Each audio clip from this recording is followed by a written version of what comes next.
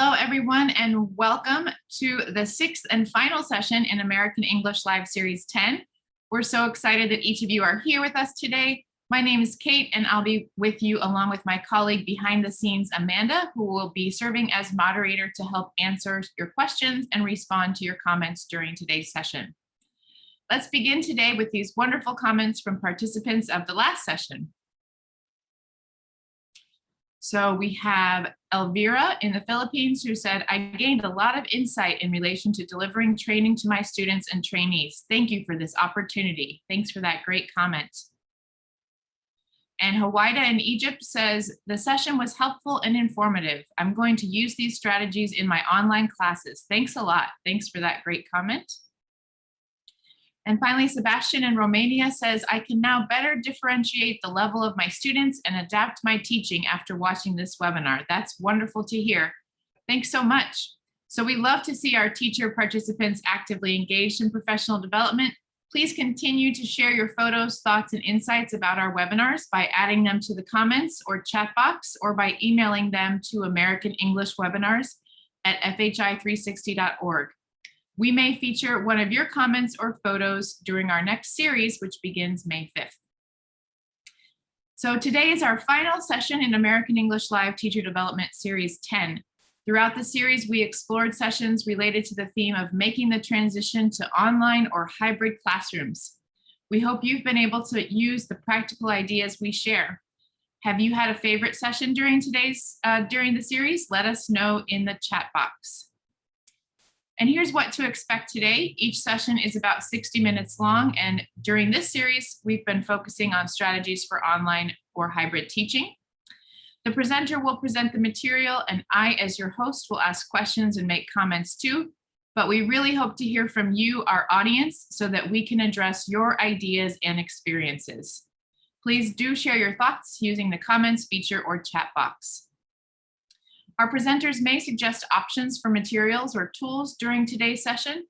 We want you to know that the U.S. Department of State's Office of English Language Programs does not necessarily promote or recommend these resources, though we do hope that you get some great ideas during today's session.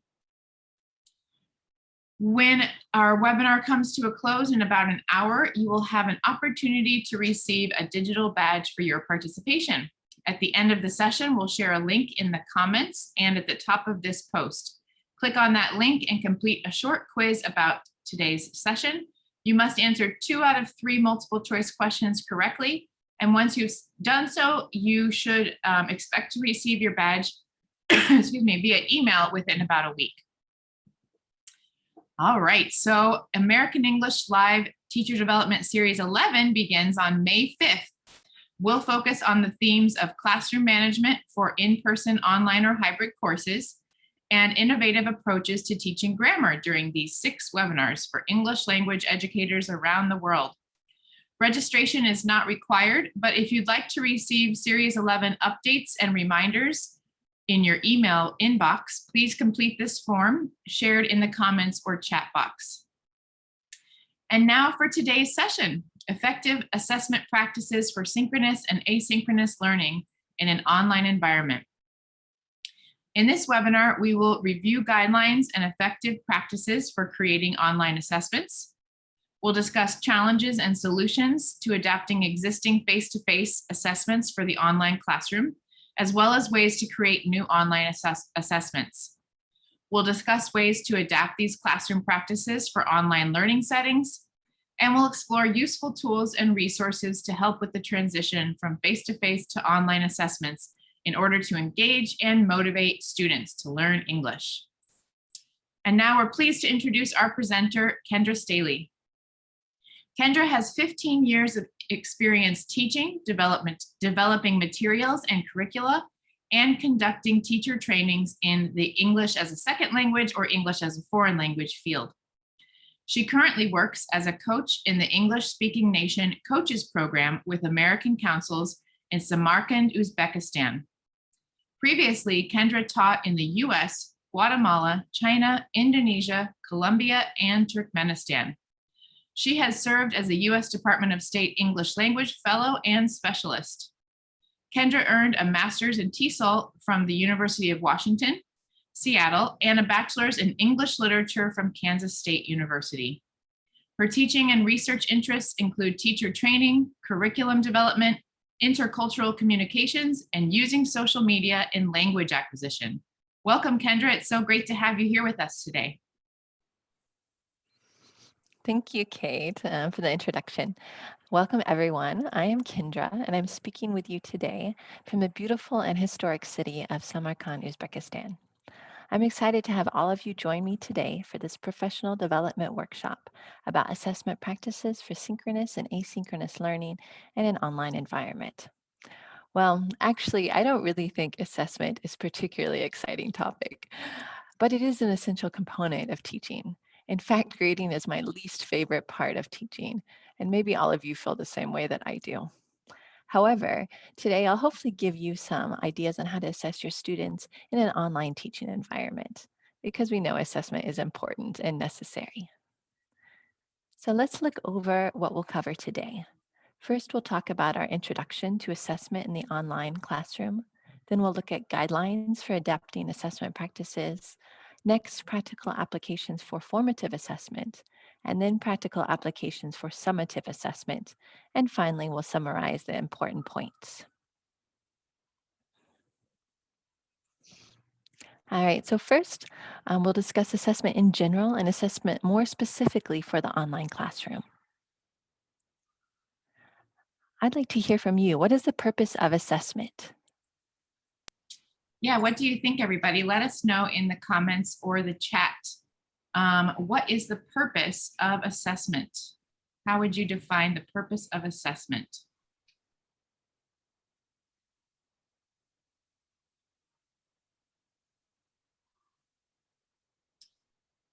Great. Let's see. Yuche says recognizing the level. That's great. Helping students to learn.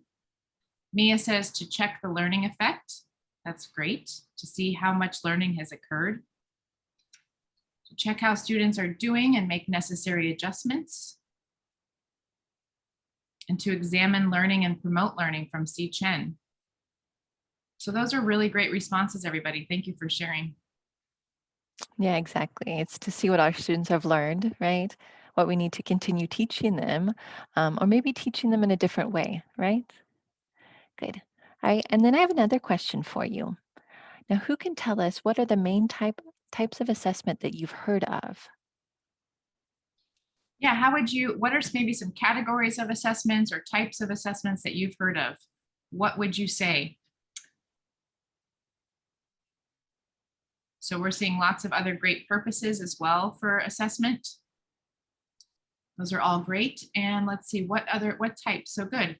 Formative and summative. Azran also says formative and summative. Mia says a type is a dictation. Deanna also says formative and summative. Hazel says formal and informal. Let's see, lots of people saying formative and summative, like Mason, Lundres, Katerina. Katerina says summative, formative, annual, final. Those are great. Awesome. Thanks for sharing, everyone. Yeah, good. So you've touched upon the main categories of assessment that we'll talk about today. So just to go over some definitions of some main types of assessment, we have diagnostic, and that's to see what our students know and don't know. A placement test is an example, right? It's often done at the beginning of a semester or term, or maybe when someone is entering an institute or a program. Another type is formative, right? This is informally done, and we do it often, right, as teachers, during, before, after lessons, to see what students have learned, what we need to reteach them, and how, right, how to modify. We can give them feedback as a teacher or their peers or self-feedback. And some examples are homework and class discussions. Summative is the last type that we'll discuss today. That's usually the end of the unit or the term, the semester, and it often results in a grade, represents what students have learned. Some examples are final exam and presentations. So today we'll focus primarily on formative and summative assessment in the online environment. And then two formats that we'll talk about today are synchronous, which is at the same time, right? And that could be students meet at a specific time. Maybe it's every day, maybe it's once a week or twice a week. Asynchronous, it's at different times, and students complete work on their own time or schedule. Oftentimes there's deadlines set to ensure that all materials or assessments are done by a certain time. And oftentimes many online learning or assessments combine both of these styles. So I have some questions for you. What is an example of a synchronous assessment that you have used with your own students? Yeah, what do you think, everybody? What's an example of a synchronous assessment that you have done? Let us know in the comments or the chat box. All right, a quick quiz. So maybe you have all of your students do a quiz from Juhi. Azran uses Kahoot, great. Oral interviews from Nawai, wonderful. True, false questions. Pat also says quizzes. Miguel, oral interview. Jana says feedback to activities, like immediate feedback. And dictation from Angelina. So those are all great examples. Thanks for sharing. Yeah, excellent. And then what is an example of an asynchronous type of assessment? Yeah, what kind of asynchronous assessments have you used? So assessments that you do not have to be with the students at the same time. Juhi says an essay, that's great. Homework from Azran. You can do a Google form, that's great. Or a questionnaire from Mia. So you can have the students do it and report back. Yiche says a report or a project, that's a great example. And a project-based activity from Giselle. Those are all great, thanks for sharing. Yeah, excellent. I can see I have a lot of talented and experienced teachers with me here today, which is great. I'll give you some examples of formative assessments that I like to use. And so student observations, and we do this all the time in in-person classes, right? Face-to-face classes. This is one of the things that's a little harder, I think, to adjust to in the online environment. Face-to-face, we can just look over the classroom or we can walk around the classroom and notice how students are doing by themselves or pair work, group work. But we'll talk about this a little bit more. How do you do that effectively in an online environment? Reflection journals. This is one of my favorite ways to learn about my students, not just their writing abilities, but also their thoughts and their experiences. Again, that's another formative assessment we'll focus on later today. Pair and group work, peer reviews, and that's a way for students to give each other feedback. Oftentimes it's good to have forms for that. And then quizzes, like many of you have mentioned. So I would like to hear from you. Are you familiar with these examples of formative assessment?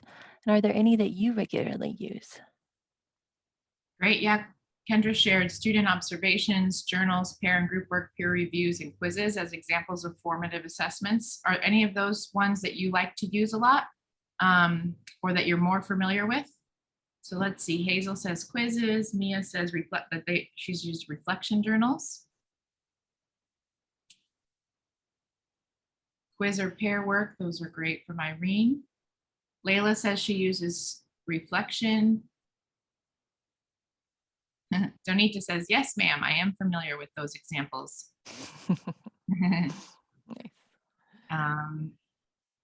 Great. And Montero says, I'm familiar except for the peer review. So great, thanks for sharing. Nice, great. And I see Padlet as well. Padlet is a really fun way to do formative assessment. So let's move on to some examples of summative assessments. So for summative assessment, and again, that's the sort of big at the end assessment or exam, we have standardized exam, performances, and these are a little bit funner, right? Standardized exams, I think lots of people do that with multiple choice, true, false, those sorts of questions. And it could be like a TOEFL test, also IELTS, that sort of thing. Performance, this could be anything, right? You could have your students, I've had students perform myths. You could have students perform a play. You could have students do a song, right? Maybe you've practiced a song with them.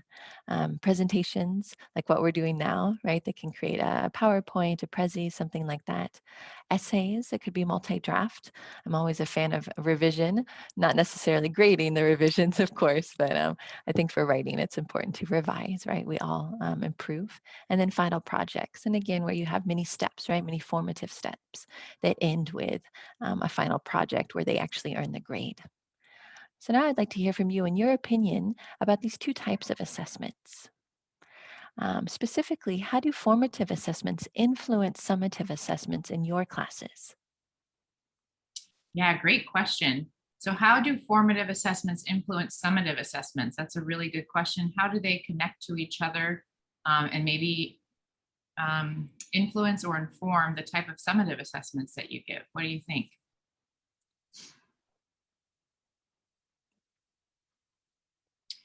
Great. Graciela says formative feedback prepares students for the summative assessment. That's great. The formative assessment can even be part of the summative. So yeah, if you do a portfolio or something like that, to demonstrate all the learning that's occurred. Rabea says it helps the assessor know the learning achievements. That's a great response. Thank you. Let's see.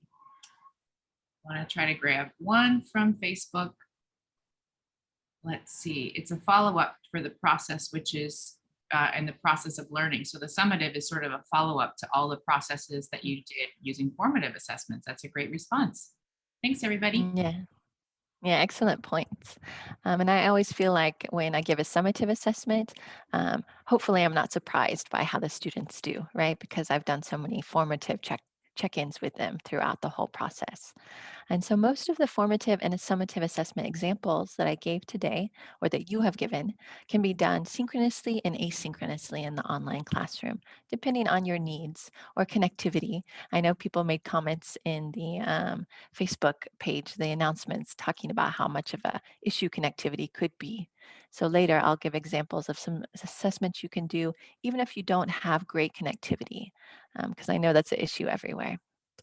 And we'll revisit some of these examples later to discuss about ways to adapt them both synchronously and asynchronously for online learning. All right, turning to effective assessments. Another question for everyone. What do you think is a more effective assessment? A standardized test or a group presentation? Why? Yeah, this is a really good question. And I know a lot of teachers think about this type of question on a daily basis, especially as a lot of us have standardized tests that we have to give in our classrooms. So what do you think? What do you think is more effective, a standardized test or a group presentation project? And let us know why. Hazel, great point. It depends on your goals. Great. They both have different purposes from Asran. Yep, another good point. And let us know why. I'm seeing a few people saying group presentation, but let us know why you think a group presentation or project might be a better form of assessment. Giselle says it depends on the purpose and the personality type of the learner. Great point. Mm-hmm. A group presentation because it assesses skills and knowledge. Great. That was from Len. Olga says a group presentation enhances a lot of skills. There's less anxiety for a group presentation from Asran. And both are effective depending on what we assess from Cindy. So all wonderful points, great responses. Thanks, everyone. Yeah, for sure. And it was a bit of a trick question because you're right, it depends on the situation, right? And like everything, there's positives and negatives for each type of assessment. All right, next we'll discuss guidelines for adapting assessment practices. So here are some important guidelines to remember when creating assessments. They should have practicality. So that means, are they easy to give and to score within a short time? So examples of this would be if a rubric is too detailed to complete, if it takes the teacher a long time to fill out the rubric, or if there's many sections of an assignment to grade, then it's not practical. As well, if it takes students a really long time to complete the assessment, or if they don't have enough time, if you're doing it synchronously, then it's not very practical. Validity is another thing to consider. And so validity means accurately measuring what has been taught. And this is really important, right? An example of that would be if you taught your students comparative adjectives like smaller, right, more intelligent. But then on the assessment, you ask them to write sentences about superlatives, right? Smallest, most intelligent. It's not very fair. It's also not valid, right? You didn't teach them that. So we always have to think, am I testing them over what I actually taught them in class? Reliability. This is about consistent and dependable. So students should take the same test, more or less the same. Of course, our students, we have a range of abilities, a range of levels, right? But it shouldn't vary like widely, too widely.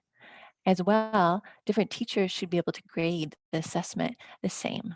An example of that would be multiple choice and matching questions are more reliable, right? Because there's one certain answer, one specific answer that's correct.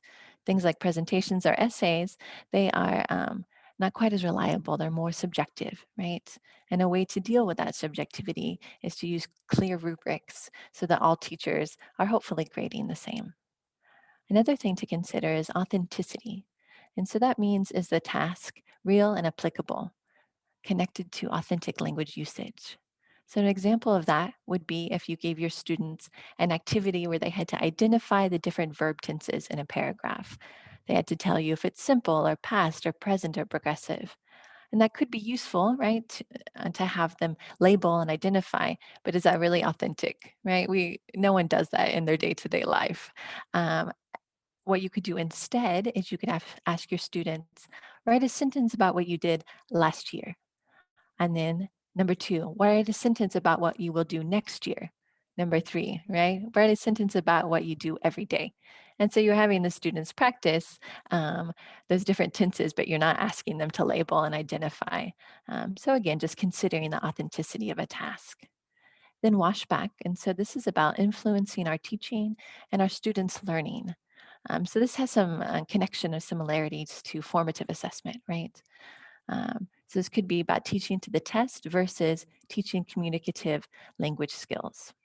So an example of this would be drilling grammar um, worksheets most of your class time to prepare students for the grammar sections of a test. Now, of course, we want to prepare our students for test, right? But at the same time, we need to strike a balance between test preparation and authentic language usage. And it's always useful to review these tips regardless of if you're creating online or face-to-face assessments. And of course, you can't realistically achieve high levels of all of these factors for each and every assessment, right? That's not possible. It is a balancing act depending on your assessment needs and your educational context. So similar to some comments that you've made already today. And we'll return to these guidelines, to these concepts throughout the practical application sections, where we look at examples of formative and summative assessments. Let's go ahead and do an example or sort of a practice of that right now. So we're going to score these two very different types of assessment. We have a standardized placement test and then an exit ticket. I want us to consider those guidelines we just talked about, the 5 guidelines. So if we looked at a standardized test, that is summative, right? It's not what you taught them, but it's what students have learned before they came to you, right? It is high stakes, right? Oftentimes it depends on what level or grade they'll be in. They might be feeling nervous. Someone mentioned that, the sort of anxiety, test anxiety our students feel. There's usually a standardized grading rubric or answer key that teachers will use. Um, and think about these different guidelines, right? So maybe low practicality. It could take a lot of time for the students or the teachers to grade. So maybe in terms of scoring low versus high, it might be a little lower. So low validity, again, it can be hard to know exactly what they've been taught before they came to you, right? It's a little different than when they're already in your class, right? But high reliability, right? Because all the students are taking the same test, trying to figure out the placement of where they should be. Low authenticity, sometimes all of these can be debated though. You might have a different opinion than me about them, of course. Um, because oftentimes placement tests aren't particularly authentic. You might have lots of grammar questions, vocabulary questions, that kind of thing, which is not what we do in real life when we communicate, right? But definitely high washback, right? Because the whole point is to place students where they need to be, and that will inform how we teach them, right? So you can see there's sort of a mix, low and high. Let's go ahead and look at the exit tickets. And what that is a formative assessment. You might do these. You give them at the end of the class period to check student comprehension of what they learned at that day. It's useful for students to do self-reflection and also for the teacher, right? To see, okay, did they learn what I hope they did, or do I need to reteach them? Or can we move on the next period? And it has high practicality. Usually exit tickets don't take long, right? A few minutes to do. It has high validity. Hopefully, right, it accurately measures what the students have been taught that day. Could be low reliability, and that could be maybe students are feeling tired. Maybe a student understood something different than a different student. So there is some objectivity there with exit tickets that you don't have with a standardized test. High authenticity, because we often ask for feedback in real life, right? We ask people, oh, what did you think about that? Or what about this? What about this food or that movie? That's an authentic task, to ask people's opinion and feedback. And high washback, of course, just like the test, right? Because then we know what to do in the future with our students. And so we can see here, right? While each assessment format aligns with the assessment practice guidelines differently, right? Somewhere a little lower, somewhere higher, they both serve a clear need. So I don't want you to feel like, oh, I have to do all 5 of these perfectly every time. It's not possible, right? We do what we can depending on the context.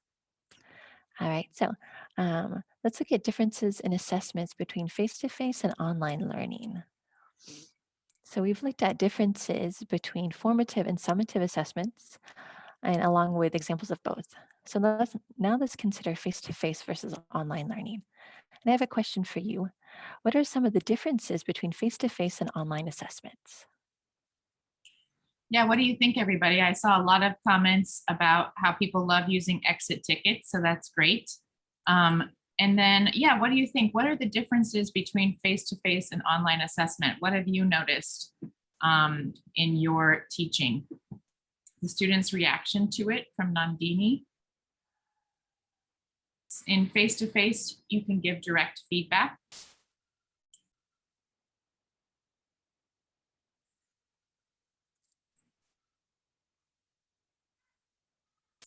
What else do you think? Online assessments are more difficult to check from Aura. I think that's very true. A lot of people feel that way. Great point. Mhm. In face-to-face, there is more interaction from Daisy. Online assessments are flexible from lots of comments coming in, so it's hard. Layla, great.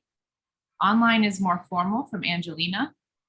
And you use different strategies for these different assessments from Jose Luis. So those are great responses. Thanks so much. Yes, and Oana says some students might cheat. I think she probably is referring to the online environment. I know a lot of teachers have that fear. So definitely. Thanks for sharing, everyone. Yeah, thank you. And I'll give you some tips about how to avoid or help your students, encourage your students to avoid cheating in the online assessment environment. All right, let's go ahead and look at another question, some other information I would like to hear about from your own experience. What are in-person classroom assessment practices?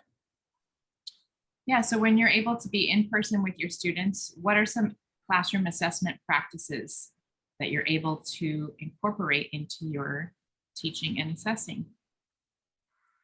What do you think, everybody? In-person classroom assessment practices. Let's see. Face-to-face allows a teacher to observe some behavior. So you can do lots of observations. That's great. You can do role play from Yiche. In face-to-face, you are sure that it is the student's work and not being helped by another student. So you can check that and observe. You can use review sheets or checklists from June Lee.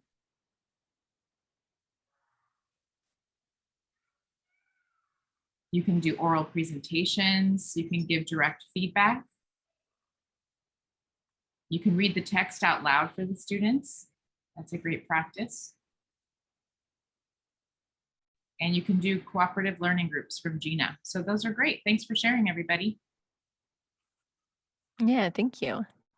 Another question I have for you are about the benefits of transitioning assessments to the online environment. There are some positive things, right? What are the benefits?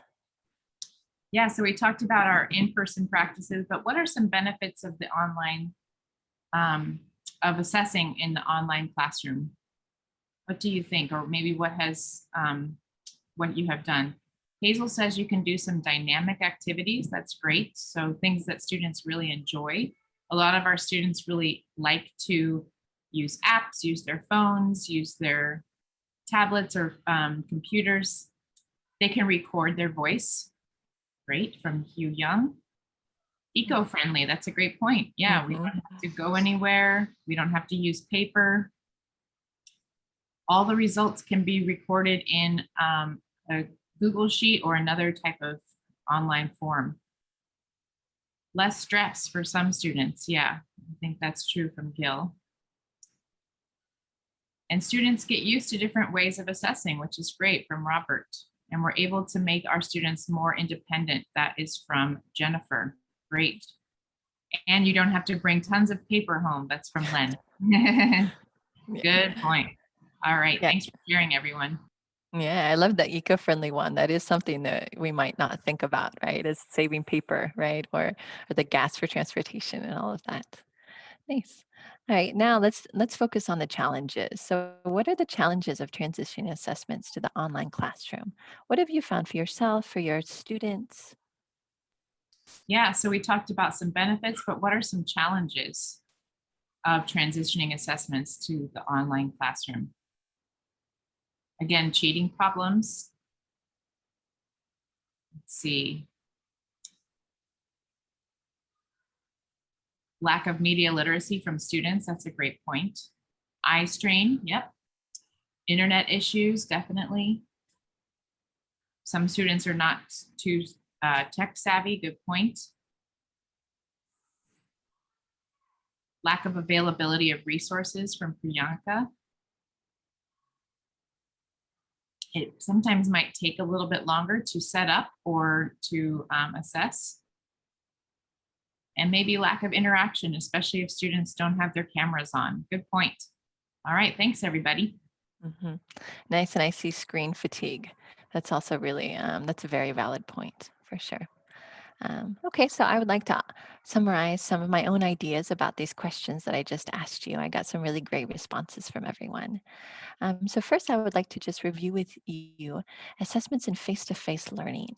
So here are some characteristics. We oftentimes have individual, classroom-based. Maybe you recognize this photo, this scene, this environment here. It's in a classroom, person by person, paper-based, right? They're filling out answers on a sheet of paper. Synchronous, right? It's all together, and it's controlled by the teacher, by the school, or the institute. And then looking at some differences with online assessment, some of those characteristics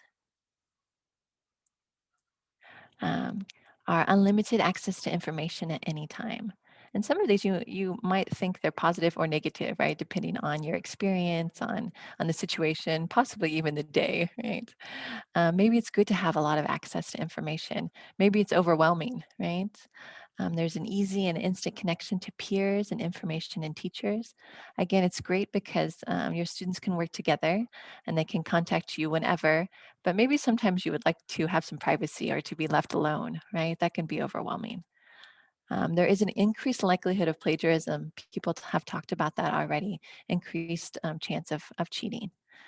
And there's really a need for clear instructions and guidelines on the teacher's part, right? Because we don't have that face to face where you can tell looking at your students, right? Their faces, are they confused or do they understand? And maybe the internet connection and it's good enough that you can see their faces, but sometimes they can't use the video, or maybe you're using an app to deliver the class, right? WhatsApp or Telegram, whatever it is. Um, so instructions really have to be more clear than they do in face-to-face classes. And then some online test security tips that I have for you. Again, because cheating and plagiarizing is a larger possibility with online learning or online assessment. So here's some specific ideas. Only have the assessment available for a designated or limited time. Now, if you're using a platform like Google Classroom, Moodle, something like that, you can have the time frame set, Canvas, right, where you can only have a quiz or assessment for a particular time, and that's helpful. You can do parallel forms with randomized items. So what that means is you have the same quiz, but you've got quiz A and quiz B. And on quiz A, maybe question 1 is question 3 on form B. Or maybe the options A, B, C, and D are moved around. So option A on the first form is option D on the second form. So just rotating the information so it's not quite as easy for students to cheat. Having higher order thinking questions to reduce plagiarism. And this is really one thing that I think is the most important for online learning is try to move away from just A, B, C, D, right, or true, false. Have students have to produce information, share their opinion, synthesize, take information ideas from different sources, a video, a reading, and then tell you what they think. Have them compare and contrast. And it's much harder to plagiarize that way. And it's much more authentic, right, than just sort of repeating information that they've read or that they've heard. So that's one of my biggest tips for you in terms of avoiding plagiarism. Also have a low percentage of course grade to quizzes. So if you make quizzes only a few points, students won't be as likely to want to cheat, right? That reduces the motivation. Allow students to do multiple quiz retakes. And again, that motivates them to try to keep learning the information. And then use time test using the course management system. And here's some more tips for you, some best practices for online assessment. Make sure that the exams are relevant and appropriate for the objectives. So again, like we talked about before, the guidelines. What are you trying to teach your students? Are you testing them and that in a relevant way? And some people mentioned this before. If your students face technical difficulties, make sure that they have instructions on what to do. Okay, what do you do if you are doing an assessment and you lose connectivity? Okay, it could be, right, if they're writing something by hand, take a photo and send it to you if they can't fill out the Google form, right? So make sure that you have a backup and that will help reduce their anxiety, right? And also your frustration as a teacher if your students disappear during an assessment. Make sure to give them frequent feedback to maintain student motivation. Because we don't have that face-to-face in-person interaction with our students where we can really give them a lot of feedback, even a smile, right? Things like that. It's important to do frequent feedback in other ways. That could be a text message, something like that. Make sure to give individualized feedback. So instead of just good job, right, on an assignment or an activity, say you did a really good job with this, or I like how you said that, or you phrased this in a really good way. So something very specific. And again, that will help with their motivation. Make sure students have chances for self-testing. That's really important. And they can do that, of course, with practice quizzes, activities on Quizlet, Kahoot, as many of you have mentioned. And of course, always make sure you have a variety of question types if you do um, that sort of exams, right? Multiple choice, fill in the blank, and short answer.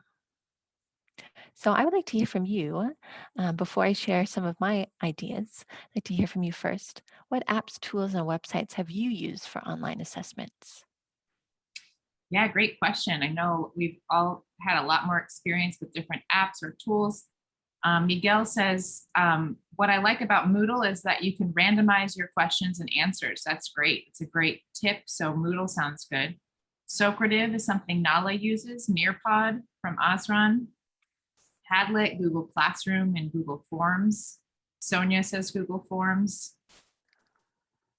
Let's see. A teacher-made app. Wow, Melody, sounds good. Let us know your secrets about that. That sounds awesome. You can use Mentimeter from Hazel, Jamboard, Padlet, Google Classroom, and Schoolology from Len. And it depends on the availability of the app for learners. Great point from Santiago. And Flipgrid Microsoft Teams, Zoom, Kahoot. Awesome. Thanks, everybody. Great. And a few that I've never heard of, like Wiser Me. That sounds cool. And also WhatsApp. Great. That's a very popular one. Awesome, guys. Yeah, nice. Yeah, I'm a big fan of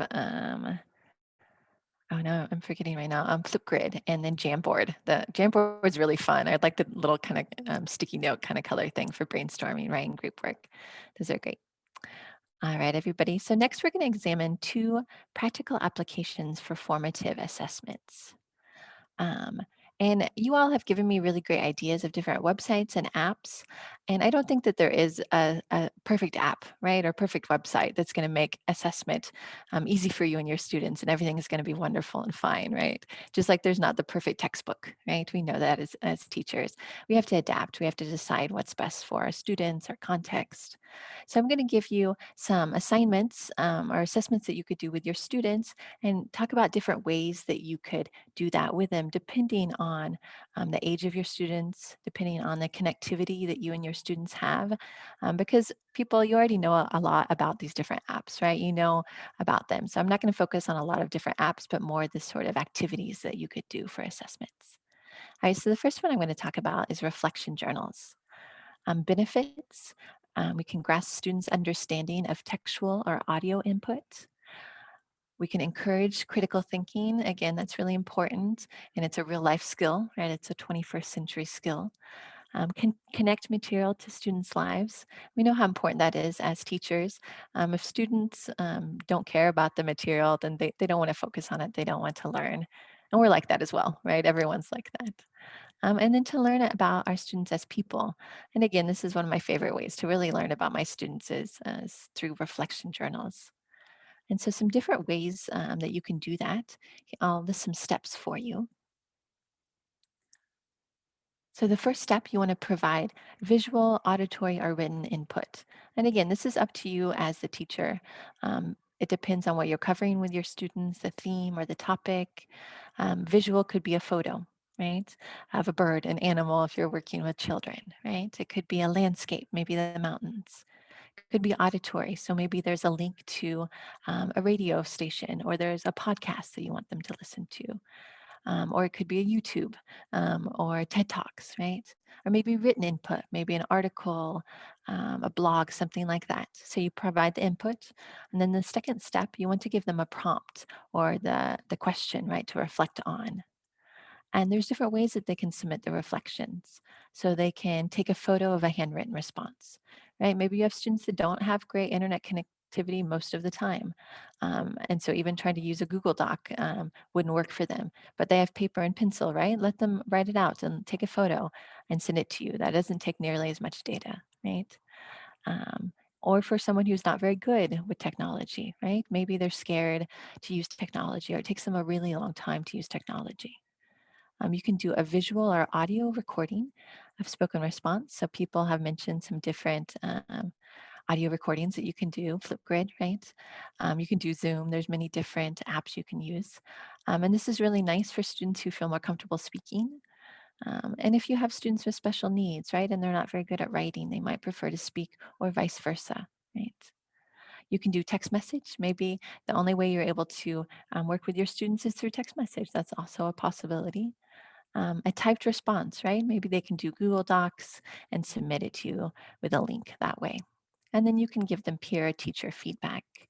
Again, if you are having your students work with peers, you want to give them instructions, right? Focus on the content, or did they use articles, or what was their verb tense? Again, help them focus on the kind of questions, the kind of feedback to give them.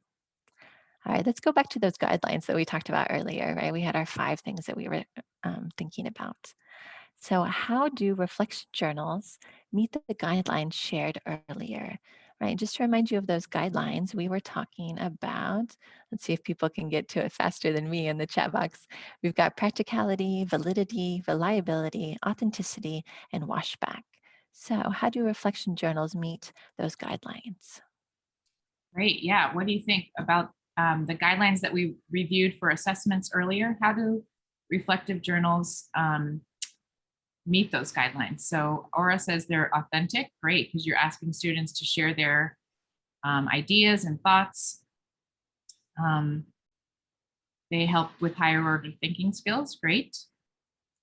Dewey says they have to reflect and see what went well and what went wrong for them when they're during their learning.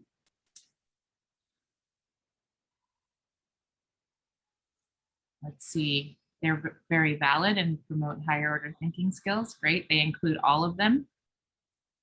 For some folks, maybe the practicality is a little bit harder. If you have a lot of students, it might be hard to assess all of their reflective journals if there are lots of students in your classroom. The influence on your teaching, so washback, that's great. Yeah, it can be time consuming. Let's see, all of them except maybe validity, says J-Ron. But maybe it might be a valid way of seeing where they're at in terms of their grammar, their vocabulary, their writing style. And Katerin says reflection journals are real or authentic. So great point. All right, thank you for sharing. Yeah, definitely the washback, right? It's really important for washback. But I would agree about practicality. Anytime we have to give feedback on writing, that's very time consuming for the teacher, right? All right, let's go ahead. I want to share with you another formative assessment. That would be student observations. Again, we do this all the time in the face-to-face classroom. So how do we adapt that to the online learning environment? First, let's look at some benefits. We can check student comprehension of the material and the skill. We can notice student-to-student dynamics. And that's important in terms of future pairings or group work, right? We know as teachers that we're not just teaching a language, right? Particularly with younger learners, we're teaching social skills, right? How to interact with other people. And that's also really important. Observe student-to-student production of the language. Again, it shouldn't just be us talking all the time or us writing, right? It should be students interacting to produce the language. And then having students practice different roles within a group. And I think this is really important. When I do different activities, I'll assign roles. So maybe someone will be the note taker, someone will be the researcher, someone will write vocabulary, new vocabulary and definitions, someone will present the ideas. And that assigns responsibility and makes sure that students are sharing their workload and they're practicing different skills at the same time. So those are some benefits to student observations. Now, how do we do that? So the first step, what we want to do is to group students according to the purpose. And so again, what do you want students to do? What is the task? And also think about the group dynamics, right? So do you want to have homogeneous grouping? So do you want to have all of the stronger students together? Do you want to have, the lower level students together? Or do you want to do heterogeneous grouping? So you might know, okay, these students are stronger. I'm going to pair them or put them into a group with these students who I know need a little extra support. Give them a task to complete. Again, it's up to you as the teacher, whatever task you want them to do, writing, listening, speaking, grammar, vocab, whatever it is. And then silently observe the students interacting with the task. Right? Are they actually doing it? It could mean that they don't understand your instructions, right? The material, is the material at their level? Is it too easy? Is it too hard? And then each other, again, so just noticing those social skills, those social interactions. And then you can you can clarify questions when that's needed. All right, so we know the benefits, we know the steps. So how can you do that in the online environment? You can put students into breakout rooms in Zoom. Again, it takes a little bit longer to sort of organize those, and then you have to jump around to the different rooms, but you can still get the same observation, same student observation. If you're not able to do video, right, you can still do messaging groups. You can do WhatsApp. Here in Uzbekistan, Telegram is really popular. You can do Line, I've used that before. And you can put students into groups. Again, some of that you would have to do in advance as the teacher, or it could be for longer term projects, right, where they're working together. And you wouldn't participate necessarily, but you could just see how they're interacting and again, clarify if that's needed, right? And also group text messages, right? All right, so let's go ahead and analyze this activity, the student observation as a formative assessment. How do student observations meet the guidelines that we talked about earlier? So again, we've got authenticity, reliability, validity, washback, practicality. Great. Yeah. How do student observations meet those guidelines, everybody? We have some nice comments from participants. Ismat agrees with you in terms of um, the online format of student observations and says using the chat box, you can clarify questions. So that's a great point. Let's see. Osran says it's very practical because you can look at all of the students. It's authentic from Hazel.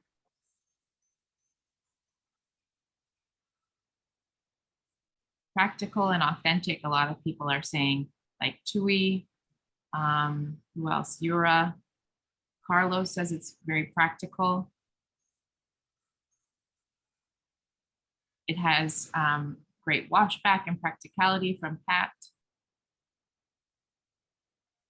And Daisy says it's very authentic. So those are great responses. Thanks for sharing. Yeah, good. All right, so we've talked about two formative assessments. Now let's go ahead and look at two practical applications for summative assessments. So the first one that I'll talk about is performances. Again, this can be done as an individual or could be done as groups, which showcase what they've learned throughout your course or throughout the week or the unit. And it's collaboratively, right? They would create a spoken product here. And so looking at the steps again, what you would do first, assign students a task. And again, this is up to you as the teacher and for your students what that task would be. It could be a play, it could be a role play, a dialogue, maybe a prequel, right? So that's something that comes before, or a sequel, something that comes after. That could be a movie or a book that you've read or discussed. And so the students have to create, what do they think happened before that book or that movie, or what will happen afterwards. Then students would choose their roles and responsibilities. Again, as the teacher, you are sort of observing to make sure that the social interactions are going well, that everyone has their role and their responsibility. They could perform this synchronously, right? They could use Zoom, they could use Skype, they could use Messenger, right? Any sort of whatever app is what is most useful in your context. They could do it asynchronously, right? They could video it and then they could share it, right? A link, or they could post it like on Google Classroom, whatever format it is that you're using with your students. And again, you can do peer and teacher feedback, where students give each other advice about what was a strength or how they could improve it. And then students could revise what they did. And the same as the teacher, right? And again, rubrics are always great. So students know what they should be doing.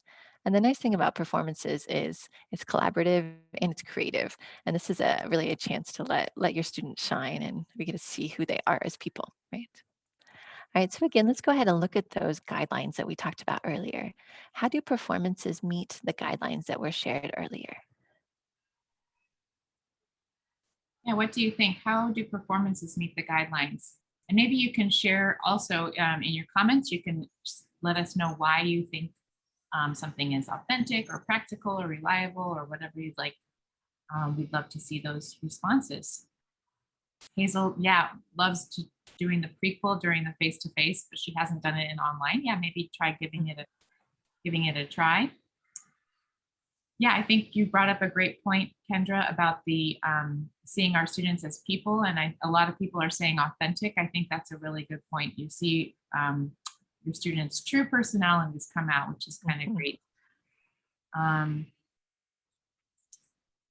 Maybe reliability would be a lower one in case, depending on students' moods or that type of thing. They might be anxious or they might have a good day or a bad day. That contribute to their performance. Reliable and authentic from Grace. Good washback from Layla. Authentic. Lots of people saying authentic. So great. Thanks, everybody. Yeah, nice. And I like how someone talked about performances make students enjoy and learn through doing, right? When they sort of forget that they are in an English class, or they forget that they're doing an assessment because they're having fun, then that's a win for everybody, right? Then we've done a great job as teachers, right? All right, let's go ahead. We've got one more summative assessment that I would like to share with you. Again, I'm sure you know about this, right? So looking at paragraphs and essays. And the nice thing about this is it demonstrates their abilities to write, think critically, analyze, and evaluate. Students can highlight their comprehension of paragraph and essay writing, organization, and correct grammatical structures. Again, this all depends on what it is that you're teaching them and their level. They're beginners, intermediates, more advanced students. So again, let's review the steps that you would give your students. So first you would assign a writing topic. And again, that depends on what it is that you're studying with your students. It could be any topic. And then the purpose, is it informative? Is it persuasive? Compare and contrast, cause and effect. And then assign the writing length. And again, this could depend on the level of your students, but you can also differentiate here. So if you have a lower level student, maybe you just have them write a paragraph, and that is sufficient enough for them to demonstrate what they can do. If you have a more advanced student, even within the same level, right? We always have multi-level classrooms. There are classes, we all know that. Maybe you challenge a student to write an essay instead of a paragraph. And again, like the journals, right? The students can write by hand and then take a photo. They can do it on their computer using Google Docs. They can use their phones. They can do text message or messaging apps. And then they submit their writing for evaluation and feedback to you, the teacher. And the journals can be sort of a formative sort of preparation, right, to get your students ready for the essay. And you could have them write an email, right, as the final writing task. So again, there's a lot of flexibility there. So again, returning to our guidelines. So how do paragraphs and essays meet the guidelines that we shared earlier? Yeah, for this assessment, how do paragraphs and essays meet those guidelines? Practicality, reliability, validity, authenticity, and washback. What do you think? Authenticity and washback from Shining.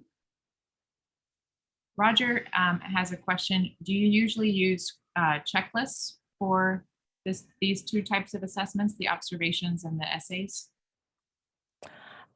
Observations, not so much, because I feel like that's pretty informal, you know. But definitely for the essays, I like to show my students the rubric that I will use to grade them on, and then we'll go over the rubric so they know exactly what I'm trying to focus on. I like to do a lot of error correction with them as well, and then have them sort of keep track of their common errors and their strengths and weaknesses, and we revisit that after every assignment. And just having them point out, doing some self-reflection, I've seen it makes a huge difference in students being able to improve their writing. You could do that with speaking, a speaking task as well, of course. Yeah, great. Um, yeah, it's a valid way of correcting their grammar forms from Fidan. It's authentic and reliable from Montero. And a lot of people saying authenticity. So great. Thanks to everybody for those responses. Yeah, good. All right, so moving on. So the last thing that we'll do together today is to summarize the main points from the webinar. All right, so again, refer to those guidelines, right? As we've seen, some assessments are meet them better or in better ways than others. And you don't have to do all five really high every single time, right? So be kind to yourself, right? Be kind to your students as well. And then test receptive skills. Again, this is one of the biggest things I think that's helpful is to think about authentic language use. And so have students, if they're doing listening, have them speak about it. If they're doing reading, have them write about it, and mix them up, right? And so that they're using all skills. It's authentic, like we've been talking about. And then use higher order thinking skills. Um, and the different assessments that I've showed you, the formative and summative assessments, none of those are like how to do an online multiple choice exam, right? You can find lots of apps and websites, and I think they're fine, they're great. But what is more important, and if we want to help our students not fall into the trap of plagiarism or copying, right, is really have them produce language for us, spoken language, try to be creative, the different presentations, the journals, things like that. And that's the way that they'll learn and improve their language. And incorporate more formative assessments. Again, those small check-ins with them is how we see that they're really learning. As we know, it's not the huge exam at the end, the final exam, that shows us what our students have learned.